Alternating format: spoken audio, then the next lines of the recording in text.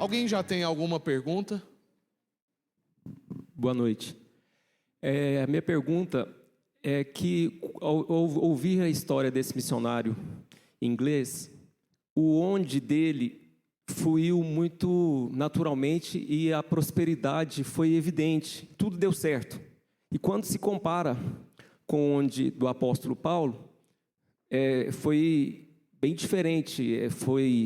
O onde de Paulo foi acometido de apedrejamento, açoite, naufrágio e uma sorte de coisas difíceis. Então, o critério para identificar o onde não é somente a prosperidade, comparando esses dois casos, né, do missionário. A doença dele só foi agravando. Se você acha que ele já trabalhava muito manco, ele teve que parar numa cadeira de roda porque o problema dele não Perdeu o conseguiu ser filho, tratado, né?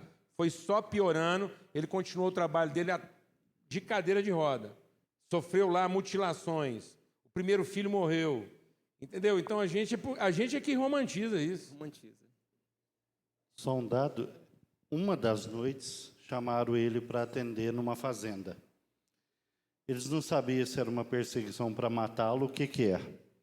As enfermeiras ficou orando e ele saiu de cavalo cerca de 11 horas da noite. Chegou lá, fez massagem no cara até o cara voltar. A hora que o cara voltou, ele desmaiou. Eles arrastaram ele para a beira de uma fogueira. Ele voltou de madrugada, chegou em casa, o pessoal feliz da vida achou que ele dormia, ele foi fazer projeto para o hospital. Falando um dado só. Aí são dezenas. De pessoal chegar no hospital e falar assim, o senhor que matou o policial, nós vamos matar o senhor agora.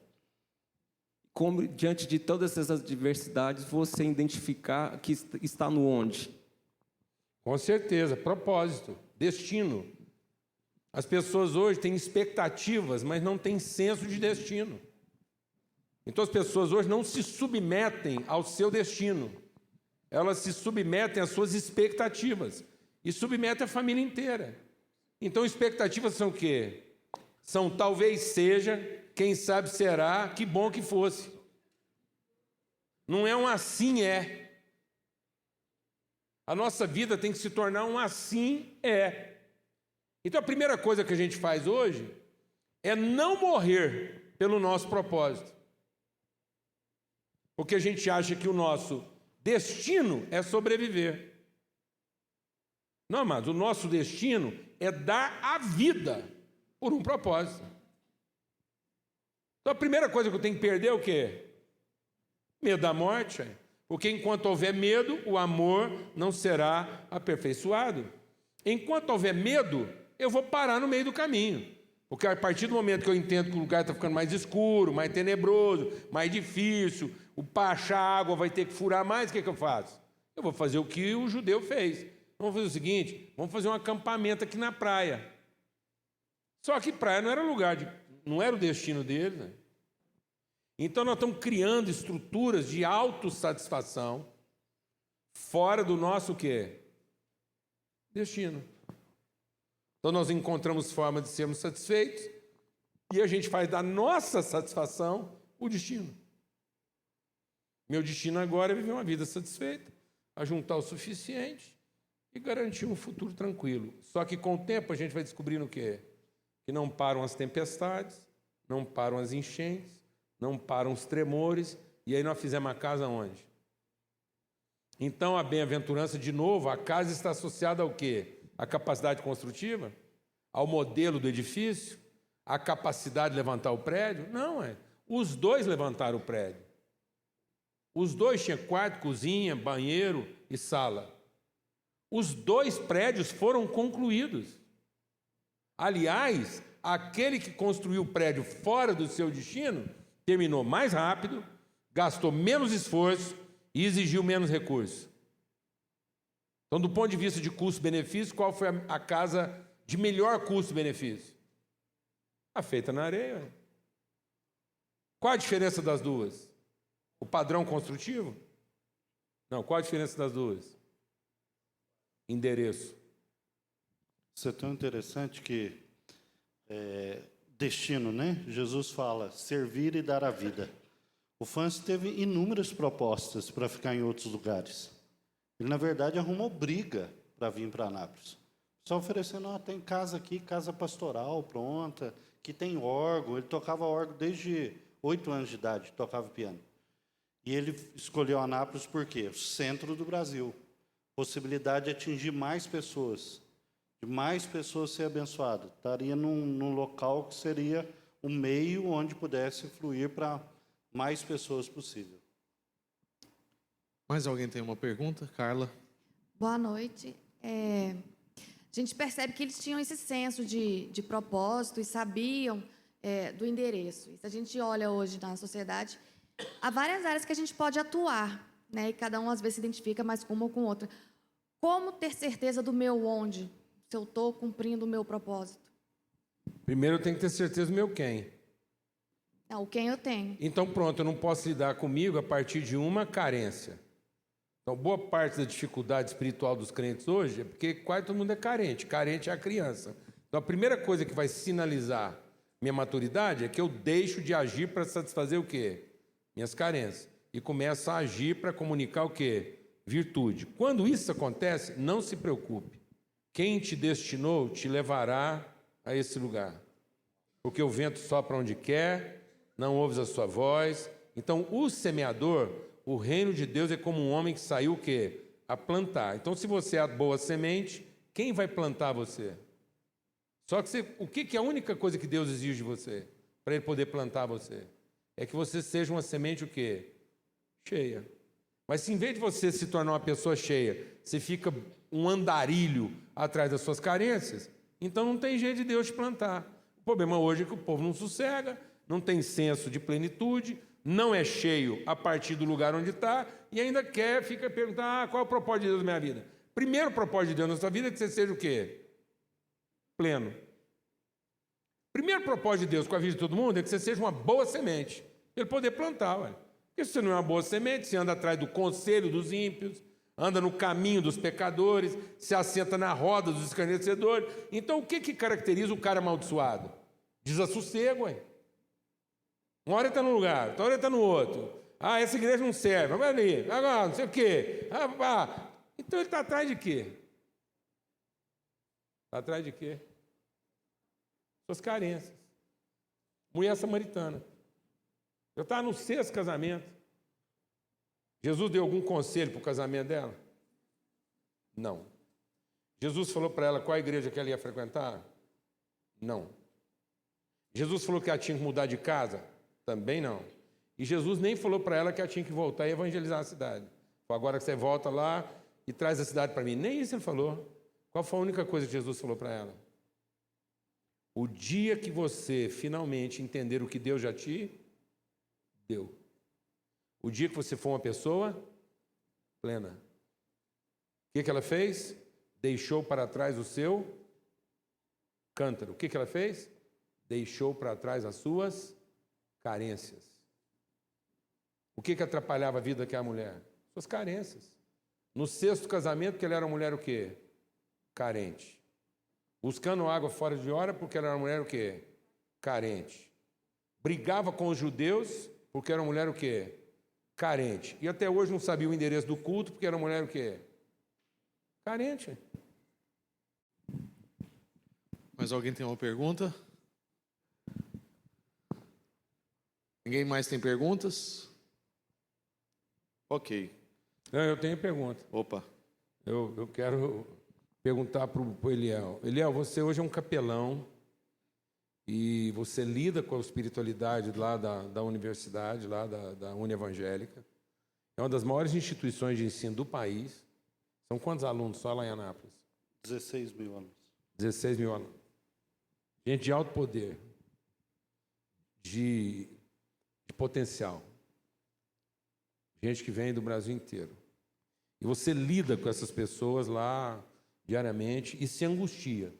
Eu conheço a sua angústia em relação a esse jovem. O que você considera, vivendo esse universo de 17 mil alunos, que acessaram o privilégio de serem estudantes universitários? O que você consideraria, na sua percepção, se é que dá para você falar isso assim, de maneira sintetizar, às vezes, em 2 ou 3 características? Como um pai, quando você olha para esses jovens assim, o que você considera o maior desafio na mente e no coração desses jovens para que eles pudessem se tornar assim, uma coisa mais relevante para a vida desse país? Em Anápolis somos 10 mil alunos, só na universidade, mais 1.500 no colégio. Goianésia, etc., dá os 17 mil. Mas o fato, a primeira coisa que eu destacaria é a ausência de propósito. Outra coisa que eu percebo nos aconselhamentos, na conversa, relações quebradas. E aí, naturalmente, vem o desassossego, a busca, ou a busca, né, pelo sexo, pelas drogas, ou a letargia. Vamos levando. Insensibilidade. Há quanto tempo você trabalha com essa galera jovem lá? Desde 2011, mas... Mas que você está inserido dentro do meio universitário lá? 2011, como professor desde 2014. Você acha que isso vem se agravando? Com certeza. Com certeza. Então isso não está... Porque parece que é óbvio eu perguntar, está se agravando. Então, claro que está agravando. Não, às vezes podia estar estável. Não. Você entende que isso está estável? Não, está gravando só um dado para testificar isso. Cada vez mais o professor tem que virar piruleta para chamar a atenção do aluno. Pois é, isso não faz muito sentido, né? Porque, afinal de contas, o que o cara está fazendo lá? Por um professor ter que chamar a atenção dele para entregar o conteúdo que tem para entregar. Então, passa a ter a sensação que ele está precisando lá de uma credencial, não é de conhecimento. Ele precisa só do emblema, ele precisa da grife, dizer que ele tem um diploma e que agora ele está credenciado a tomar dinheiro dos outros. Passa um pouco por aí ou não? A ideia da apatia. E para atrair, arrancá-lo da apatia, vamos usar as TICs, nova tecnologia e tal, vamos chamar atenção porque a gente tem que empoderar ele para a universidade também ter o seu lugar no mercado, e aí vai essa busca. No fim, fica a sensação que ele só está procurando o álcool e o fósforo. Para depois fazer a mágica dele na frente de todo mundo e o povo achar que precisa dele para alguma coisa. Nós estamos entendendo isso ou não, mano? Agora, a grande pergunta é o seguinte: quem está patrocinando esse jovem na universidade? Quem está produzindo esse tipo de gente? Onde? Agora vem o outro. Onde esse jovem que frequenta lá está sendo produzido? Porque ele não foi parar lá sozinho, não. Ele não bateu uma vontade doida lá e do nada, ele não é um cara solitário. Ele está sendo formado dentro de um contexto. Quantos por cento você acha que dessa galera jovem que está lá são de relação evangélica? Até porque se for parar numa uni evangélica. Cerca de 20% ou mais. Isso é uma pesquisa de 4 anos atrás. Hoje é possível que tenha mais. Uns 25%, 30%. Então, quer dizer que 30%, os responsáveis por 30% dessa bagunça são os crentes mesmo. De alguma forma, sim. Então, quer dizer que se 17 mil, que está lá meio atrapalhado a cabeça, se a gente considerar que nem todo mundo está ruim lá, tem lá uns 10, 15% que ainda está com a cabeça sadia. E às vezes nem não é crente. Então, nós vamos falar lá de uns 15 mil, 12 mil. Então, aí a gente pega uma banda podre, porque não tem, a gente vai dizer que eles é encapetado, eles é do demônio, eles vêm de outra realidade lá. Aí você pega esses 12 mil e tira lá, vamos pôr 75%. Nós estamos falando aí de 9 mil. Deveria sobrar no mínimo, tinha que ter lá no mínimo 3 mil alunos sadios, bom, os caras assim, top of mind. Você acha isso lá, não? De novo, quando você consegue lá, participação num clubinho, viagem missionária, uma coisa ou outra, parece, não sei se é um esquema de geração, você quase que precisa pegar no braço. Aí vem. Ô, irmão, nós temos que parar de pôr a culpa no capeta. Em nome de Jesus. Em nome de Jesus. Jesus entrou em Jerusalém e ele não foi procurar onde é que estava enterrada a macumba que estava desgraçando Jerusalém. Ele não procurou a célula máter do PCC de Jerusalém, que o PCC foi inventado lá em Jerusalém. Ele não procurou. Ele não procurou o cassino de Jerusalém e nem o prostíbulo mais sofisticado. Ele não procurou o privê de Jerusalém. Onde é que fica o privê de Jerusalém? Igual tem de Goiânia aqui, não foi. Onde é que Jesus foi baixar o sarrafo e falou assim, aqui que está a cabeça da Cascavel? Onde é que foi, amado? Qual foi a única categoria social, e religiosa que Jesus chamou de filhos do diabo? Em toda a história de Jesus, 3 anos de ministério, ele nunca chamou nem demônio de filho do diabo. Qual foi a única categoria que ele chamou de filho do diabo? Os muçulmanos? Os hindus? Foi, amado? Não, foram os caras que liam o quê? Qual era o livro de cabeceira desses caras? Qual era o livro de cabeceira desses caras? Era o Alcorão? Não, amados, era o Pentateuco. Nós estamos falando para uma juventude aqui nesse país. Esse encontro aqui tem que ressignificar a sua fome. Não tem condição. Não tem condição. Sabe qual é uma das principais características negativas do ambiente universitário hoje? Que passa por essas coisas que o Eliel está falando aqui? Falta de proatividade. Não há, você pode percorrer a maioria das universidades brasileiras hoje, não há protagonismo. Não há protagonismo, só há fisiologismo. Quando você acha que um cara é protagonista, ele não é protagonista. Ele é fisiológico. Ele tomou uma iniciativa esperta para satisfazer melhor a carência dele. Então nós estamos carregados de fisiologismo. Fisiologismo criativo. Fisiologismo criativo. Mas não há protagonismo. Porque quando Jesus olhou para Jerusalém, ele falou: essa cidade aqui tem 2 problemas. Os religiosos e a falta dos profetas. Porque os religiosos mataram os profetas. Então, quando a massa religiosa cresce, o protagonismo desaparece. Então, um primeiro sinal de uma fome dessignificada é que os nossos filhos deixam de ser profetas. Eles deixam de ter fome de vontade e passam a ter fome de desejo satisfeito. Se tornam carentes, se aborrecem com pouca coisa, desanimam com qualquer dificuldade, se indispõem diante de qualquer diferença. Vira tudo menino. Primeiro sinal de dificuldade é 1, 2, 3, não brinco mais, me dá aí que a bola é minha. Alguém está entendendo o que eu estou falando aqui ou não? O Brasil está padecendo de homens e mulheres protagonistas que não atuam mais de acordo com as suas carências, mas que, como Jesus diz assim, eu tenho uma necessidade. E a minha necessidade é ir ao meu destino. Quem revelou isso para ele? O Pai revelou para ele.